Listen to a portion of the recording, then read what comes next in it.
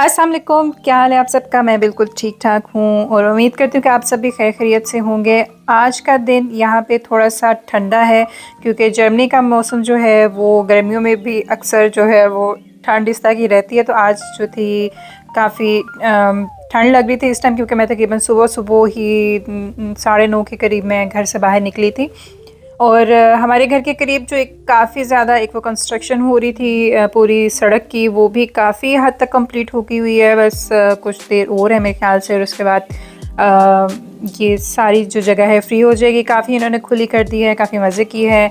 और मैं इस वक्त जा रही थी जी बाज़ार में, और बाज़ार में आज मैं जाना था, मैंने नानू नाना एक शॉप है यहाँ पे, मुझे चाहिए थी कुछ चीज़ें अपनी बालकनी के लिए, लेकिन यहाँ पे मुझे और भी काफ़ी अच्छी चीज़ें नज़र आई थी।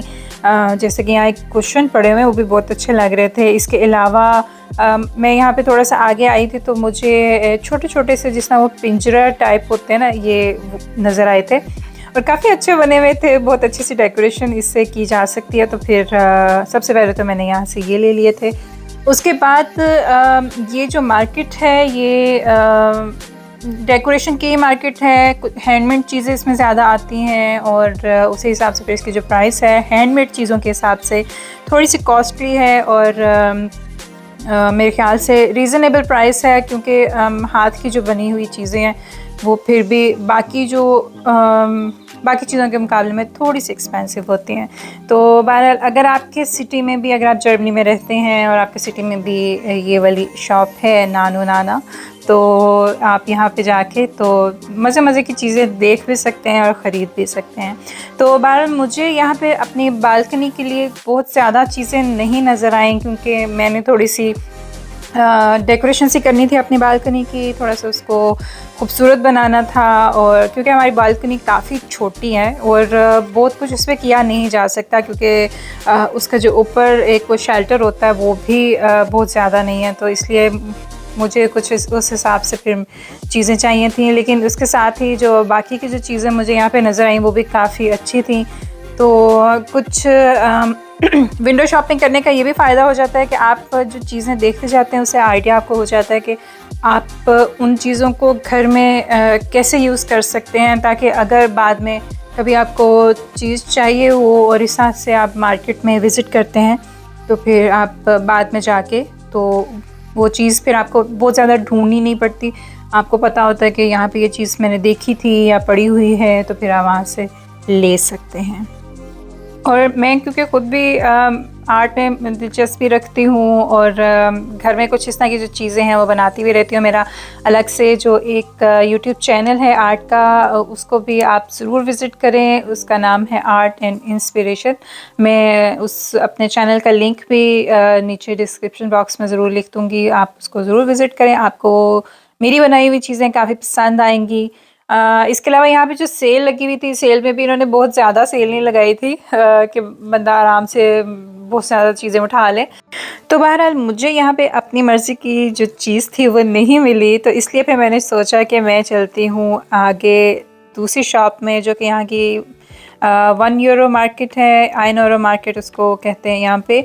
तो उसमें से भी मुझे कुछ ख़ास शायद ना मिले, लेकिन ये कि बहरहाल मैं इस वक्त फिर मैंने काउंटर की तरफ की गई, वहाँ पे जो चीज़ें थी मेरे पास मैंने उनको पे किया, और कुछ साथ साथ जो आइडियाज़ थे आर्ट के, क्रिएटिव आइडियाज़, वो भी आपको यहाँ से मिल जाते हैं। आपको पता लग जाता है, जैसे ये छोटा सा एक फ्रेम सा है और फूल वगैरह, और इस तरीके से काफ़ी अच्छी और क्रिएटिव ये शॉप है। उसके अलावा जी मैंने हमारे जो मेरे कुछ दिन थे ना, उसमें मैंने काफ़ी काम किए हैं, लेकिन बहरहाल उसकी वीडियो बहुत ज़्यादा नहीं बना सकी। तो यहाँ पे सिलाई भी मैंने की है अपनी, और जितनी मुझे आती है उस हिसाब से फिर मैं थोड़ा थोड़ा करके जितना टाइम निकलता है वो फिर मैं साथ साथ में बना लेती हूँ।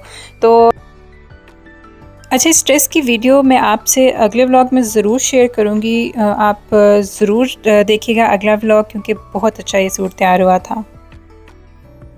तो सिलाई सीखने का ये फ़ायदा हो जाता है थोड़ा बहुत कि आप अपने जो कपड़े हैं वो कम से कम खुद सी सकते हैं, या फिर रिपेयर कर सकते हैं, या उसको अल्टर वगैरह वो कर सकते हैं। तो ये भी एक अच्छा हुनर है, जिनको नहीं आता अभी भी उनके पास चांस है कि वो सीख लें। एक सिलाई मशीन जो है वो मस्ट घर में होनी चाहिए। आप जब घर में चीज़ हो तो इस तरह फिर यूज़ भी हो जाती है। और बहरहाल सिलाई का जो काफ़ी ताल्लुक़ है वो मूड के साथ भी है। अगर मूड ना हो तो सिलाई मशीन को देखने को भी दिल नहीं करता, और अगर मूड हो तो फिर आप काफ़ी अच्छा जो है अपना ड्रेस जो है वो तैयार कर सकते हैं। तो इसी तरह इस तरीके से मैंने भी किया था। और पिछले कुछ दिनों में मैं काफ़ी सर्च कर रही थी क्रिकेट की, जिससे कि आप अपनी हॉबीज़ या फिर जो भी क्रिएटिव आइडियाज़ हैं वो सीख सकते हैं, उनको घर में ही यूज़ कर सकते हैं। तो मैंने फिर इंटरनेट से क्रिकेट की ही शॉप से ये वाली जो क्रिकेट मशीन है ये ऑर्डर की थी, और इसके साथ थोड़ी जो इसकी एक्सेसरीज़ थी वो भी ऑर्डर की थी।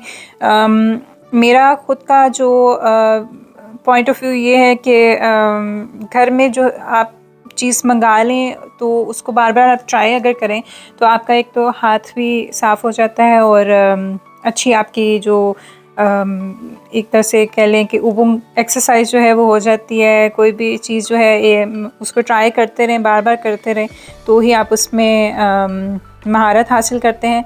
तो मैंने भी यहाँ पे जो क्रिकेट के एक जो पैकेज एक पूरा होता है वो मैंने मंगाया था, और क्रिकेट पे अभी भी काफ़ी जो है और पैकेजेस लगे हुए हैं, लेकिन मैंने जो सबसे मिनी जो पैकेज है क्रिकेट जॉय के साथ वो मैंने ऑर्डर किया है।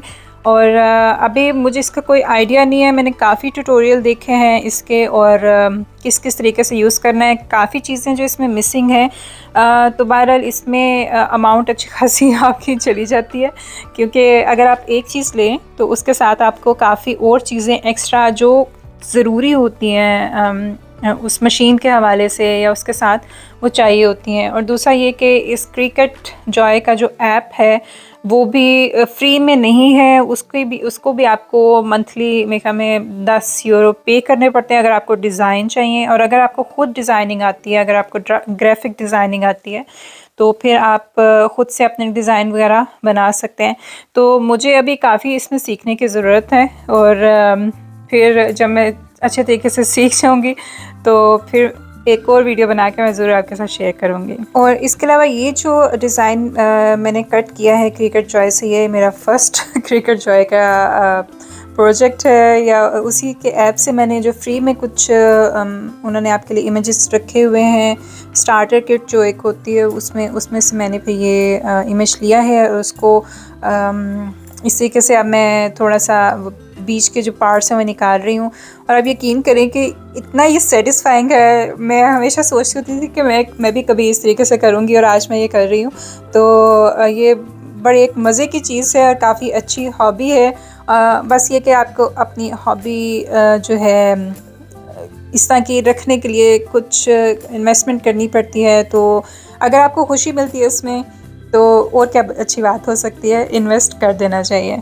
अच्छा, ये जो मैंने पैकेज लिया था क्रिकेट का, इसमें ये ट्रांसफ़र पेपर या इसके अलावा ब्लैक या कोई और जो पेपर्स थे वो इसके साथ नहीं मिले थे। जो ट्रांसफ़र पेपर है वो मुझे फिर ख़ुद लेना पड़ा था अमेज़ोन से, और इसके अलावा एक दो और पेपर भी मैंने फिर अमेज़ोन से ही बाय किए थे, जो कि वाइनल या विनाइल, जो भी वाइनल मेरे ख्याल से कहते हैं इसको, परमानेंट वाइनल है, और इस तरीके से ये वाटर बॉटल के ऊपर इस तरह से लग सकता है। और इसके अलावा बाकी के दिनों में भी जैसे कि यहाँ पे दोबारा से फिर मैं अपनी ट्राई कर रही थी और भी इमेजेस जो हैं उनको कट करने की, तो ये काफ़ी अच्छे जो नेम के साथ जो इमेजेस थे कट हो गए थे।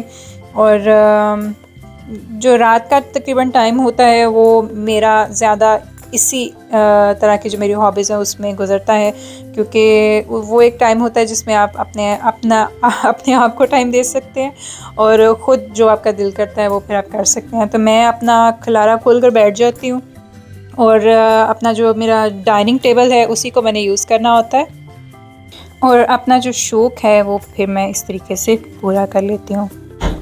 तो आज के लिए बस इतना ही, और आपसे अगले व्लॉग में मैं अपने कुछ ड्रेसेस शेयर करूँगी जो मैंने तैयार किए थे और थोड़ी सी उसमें चेंजिंग की थी। तो मिलती हूँ आपसे अगले व्लॉग में, तब तक के लिए मुझे इजाज़त दीजिए।